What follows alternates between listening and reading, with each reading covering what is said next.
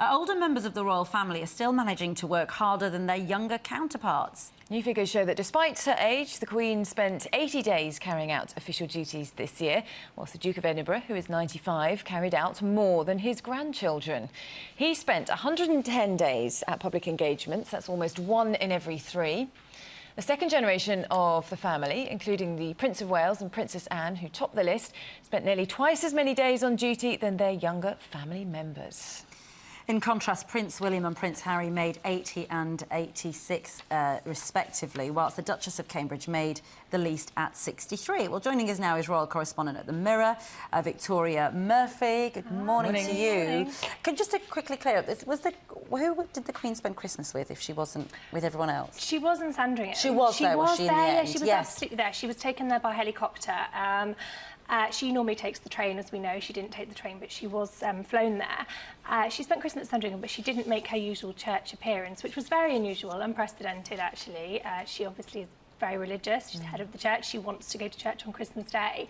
So that was an unusual occurrence, but we're told she's okay. She had a cold, but she's feeling... She must have felt very poorly then to have skipped that, you think? Yeah, I think we could probably conclude that. And it's an indication of what's going to happen next year, presumably, that, you know, she's 90, you know, they're both getting older, but they are working still a lot more than the rest of the family. Well, this is the thing. I mean, she is still doing several engagements every single year. I mean, those figures this year show number of days worked, but often in one day, a member of the royal family will carry out 4 or 5 or 6 engagements, which actually in previous years, the figures have been for engagement. So I think last year the Queen's figure was 300. So it looks like a huge drop, but it's actually not, because this year it's days worked.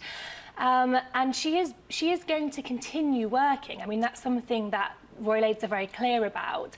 She is going to carry on next year. She's going to be carrying out public engagements. As well as that, she has all her behind-the-scenes work. She receives her red boxes every day. However, there is an acceptance now, I think, that there is going to be some slowing down. Because she's handing over being a patron of some of the charities, isn't she? So that's going to change. Do you think that sort of marks a clear indication that there's going to be a gradual handing over of future responsibilities? Definitely. I think there's been several small announcements over the last year, the last few years, which have indicated a gradual change. I mean, she gave up long-haul travel in 2013. They announced that she wasn't going to be going on long-haul flights, so she's not going to go to Australia, New Zealand, Canada. I mean, these are countries where she's head of state. It's a big deal to say she's never going to go there again, but at 90 it's just not possible. And the same, she's handing over 25 of her patronages. I mean, she still has around 600, so it's a small percentage, but we are seeing these gradual changes. She's taken fewer stairs. This year was the first year that she didn't take the stairs to the state opening of Parliament. She took the lift instead. And there is this acceptance that things are going to have to change. And do you think that the, you know, the accusations of the Cambridges has been that they are work shy?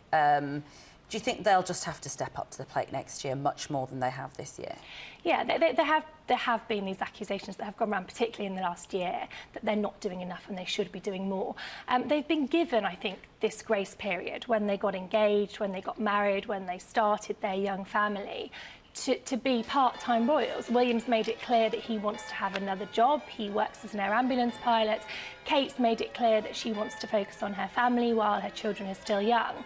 But I think there's possibly an acceptance now that that grace period is coming to an end. And a quick word on what might be next year. I mean, could we see another royal baby, another royal wedding? Well, I think of another royal wedding. It's certainly an engagement, I think. Harry looking and at Prince Harry, it's looking very exciting there, another royal baby, I mean, I certainly wouldn't rule out a third baby for the Cambridges, but I think they're going to have to now balance that with, I think, doing more public duties, so it might be more difficult. 20th anniversary of Princess Diana's death. Big milestone next year, isn't it? That will be a very, especially since Harry's been talking a lot more in that ITV documentary recently about how he struggled to cope without her. And they've been chatting a lot about her recently, and I think they're very keen to do quite a lot for the 20th anniversary. So I think we'll see a lot of activity around the summertime to do with that. Okay, we'll see. Okay, thanks very much. You've got your own little delivery next year, haven't you? I know. When are you due? February 19th, Thanks very much. It's Victoria Murphy there.